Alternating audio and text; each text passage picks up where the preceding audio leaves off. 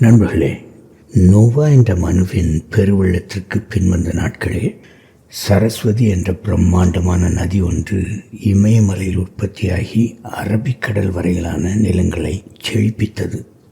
அந்த நதியின் இரு கரைகளிலும் ஏராளமான மக்கள் குடியேறியிருந்தனர். அது கங்கையை விடச் சிறந்த ஒரு நதியாக இருந்தது. வேதங்கள் இந்த நதியை மிகவும் போற்றுகின்றன. அதன் ஆழம், அகலம் மற்றும் நீரோட்டத்தையும் மனதில் கொண்டு மற்ற எல்லா நதிகளின் மகிமையையும் சக்தியையும் வெஞ்சிய ஒரு இரும்பு கோட்டை அது என்று அவை குறிப்பிடுகின்றன. ஆனாலும் அந்த நதி வெறும் 600 ஆண்டுகளில் முற்றிலுமாக வற்றி போய்விட்டது. இது எப்படி ஐயா சாத்தியம் என்று நீங்கள் கேட்கலாம். இந்த கேள்விக்கு பதில் காண மனுவின் மகா ஜலப்பிரளயம் என்று அழைக்கப்படும் நோவாவின் பெருவெள்ளத்திற்கு முன்பு என்னென்ன நடந்தது என்பதையும், கடவுள் ஏன் ஒரு வெள்ளத்தால் முழு பூமியையும் அழிக்க வேண்டியிருந்தது என்பதையும் நாம் தெரிந்து கொள்ள வேண்டும். கடவுள்தான் நோவாவின் வெள்ளத்தை கொண்டு வந்தார்.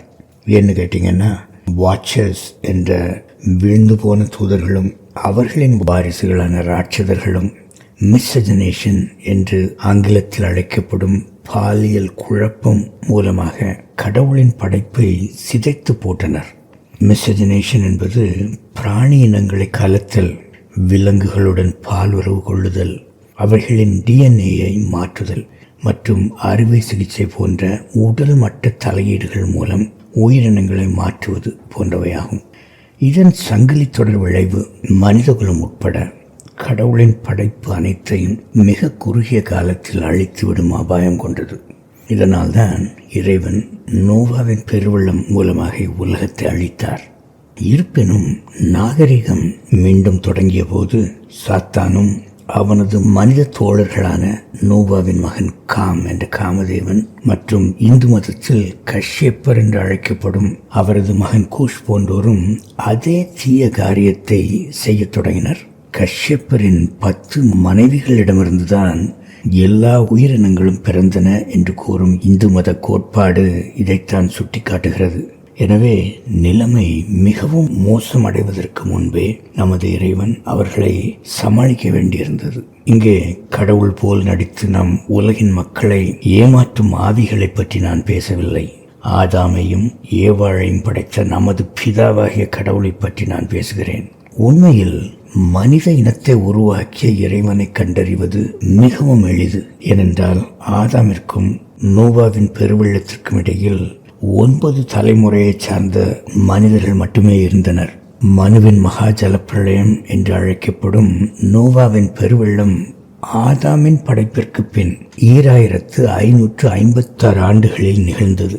இது எவ்வாறு சாத்தியமாயிற்று என்று பார்த்தால், அந்நாட்களில் ஒரு சராசரி மனிதன் சுமார் 1000 ஆண்டுகள் வாழ்ந்தான். இப்போ நாம் நமது கதைக்கு திரும்புவோம். மெசபொட்டேமிய மண்ணில் தனக்கு எதிராக கலகம் ஏற்பட்ட போது இறைவன் பாரசீக கடற்கரையை சுமார் 150 கிலோமீட்டர் அளவிற்கு பின்வாங்க செய்தார். இதனால் பாரசீக வளைகுடாவின் ஓரத்தில் முன்பு நின்ற பிற வழிபாட்டு மையங்கள் வறண்டு போயின. மேலும் அவர் மினோயர்கள், குமரி நாட்டு மக்கள், சோதம் கொமோரா நகரத்தார் மற்றும் பலரையும் தண்டித்தார். பின்னர் அரேபியாவில் லூசிஃபர் சில தேவலோக குதிரைகளை வளைத்து பிடித்து அவற்றை போர் இயந்திரங்களாக மாற்றிய போது கடவுள் அந்த நிலத்தை சபித்தார். அது இன்று வரை வறண்டே காணப்படுகிறது. இருப்பினும் இதே குதிரை வளர்ப்பு நமது ராஜஸ்தான் பகுதியிலும் காணப்பட்டது. எனவே அவர் இந்த நிலத்தையும் சபித்து போட்டார். அதனால்தான் அரேபிய கடலில் தோன்றி இமயமலை வரை பயணித்து அங்கே மழை பொழிய செய்யும் பருவக்காற்றுகள் கடந்த 5000 ஆண்டுகளாக ராஜஸ்தானின் தார் பாலைவன பகுதியை தவிர்த்து செல்கின்றன. இருப்பினும் சமீப காலத்தில் சூழ்நிலைகள் மாறி கடவுள் ராஜஸ்தானில் சில சிறப்பு செயல்களை செய்து வருகிறார் என்பது குறிப்பிடத்தக்கது. இப்போ சரஸ்வதி நதிக்கரையில் வாழ்ந்த மக்களை பற்றி பேசுவோம். பண்டைய இந்தியாவின் வரலாற்றில் 3 வகையான மக்கள் இருந்தனர். ஒன்று, இமயமலைக்கு வடக்கே உள்ள உத்தரகாண்டம் என்ற பகுதியில் இருந்து வந்த ஒழுக்கக்கேடான புருவின் மக்கள். அவர்கள் வரைமுறையற்ற பாலுறவில் ஈடுபட்டனர். மகாபாரதத்தின் ஆதி பர்வம் உத்தரகாண்டத்து மக்கள் பறவைகள் மற்றும் விலங்குகளைப் போல கட்டுப்பாடற்ற காமத்தில் ஈடுபட்டதாகவும் அது முனிவர்களின் ஒப்புதலையும் பண்டை காலகட்டத்தின் அங்கீகாரத்தையும் பெற்றிருந்ததால் பாவமாக கருதப்படவில்லை என்றும் கூறுகிறது. இரண்டாவதாக, நோவாவின் நீதியுள்ள மகனான சேம் என்ற பரத மகாராஜாவின் தலைமையிலான மக்கள். அவர்கள் அரட்டாவிலிருந்து இந்தியாவிற்கு பயணம் செய்தபோது வழியில் கண்ட ஒரு போதை செடியிலிருந்து தயாரிக்கப்பட்ட சோமபானத்தின் அடிமைகளாக இருந்தனர். அவர்கள் இறைவனுக்கு செலுத்தப்படும் பலிகளை குடிபோதை கொண்டு பலியிடப்படும் விலங்கின் இறைச்சியை அருந்தும் ஒரு கேளிக்கை நிகழ்ச்சியாக மாற்றிவிட்டிருந்தனர். ஈரானிய அவஸ்தா இதை தெளிவாக கண்டிக்கிறது.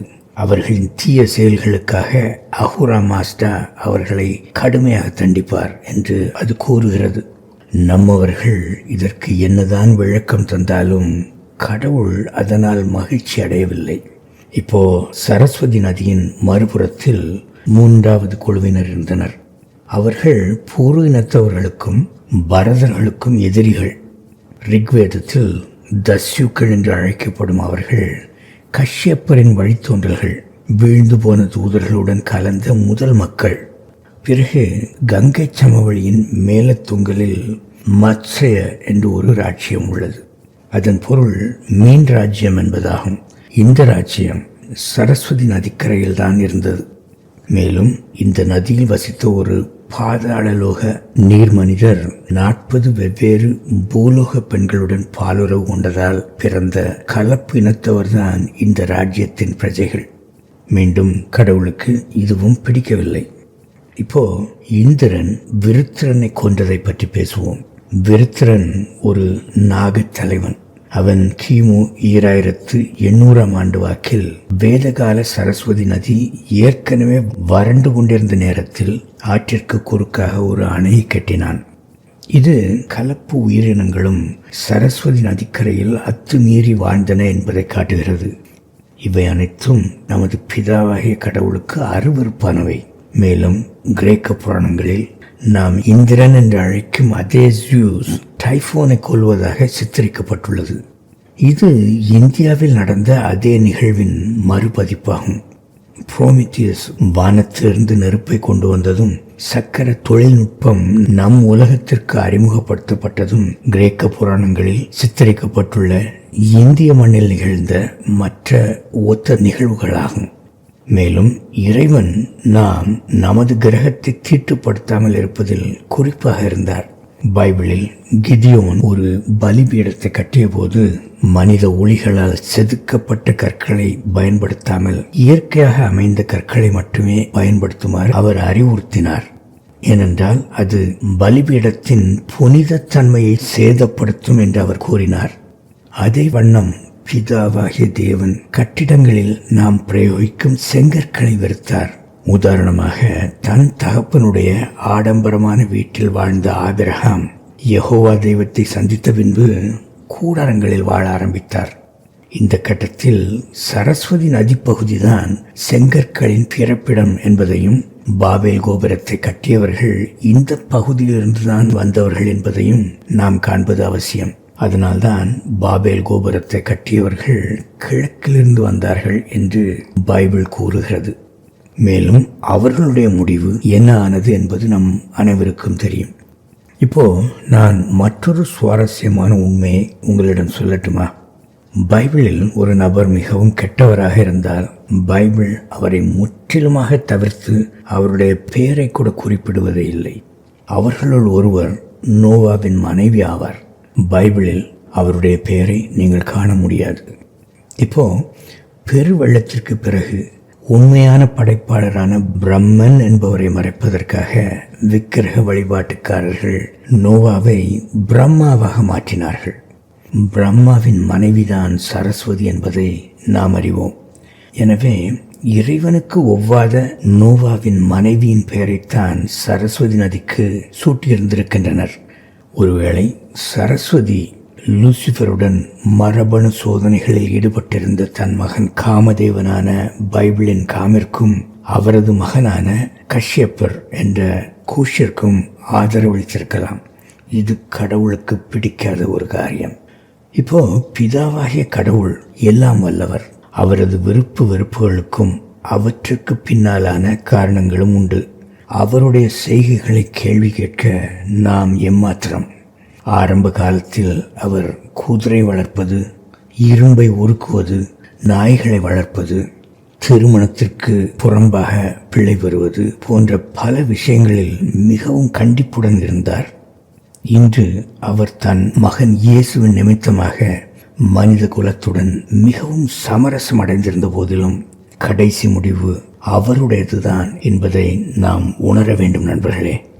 இப்படியாக இன்று நாம் கண்ட இந்த காரணங்களால் தான் பிதாவாகிய தேவன் வலிமை மிக்க சரஸ்வதி நதியை புழுதியாக்கி போட்டார் நண்பர்களே.